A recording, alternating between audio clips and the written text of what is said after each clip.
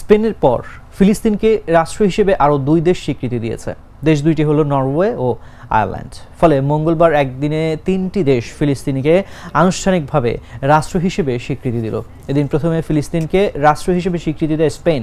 দেশটির সরকারের মুখপাত্র পিলার অ্যালেগ্রিয়া বলেন, মন্ত্রিসভা ফিলিস্তিনকে রাষ্ট্র হিসেবে স্বীকৃতি দেওয়ার একটি গুরুত্বপূর্ণ সিদ্ধান্ত গ্রহণ করেছে, যার মূল উদ্দেশ্য ইসরায়েল ও ফিলিস্তিনিদের শান্তি অর্জনে সহায়তা করা। এরপর নরওয়ে ও আয়ারল্যান্ড সরকারের পক্ষ থেকেও একই ধরনের ঘোষণা আসে।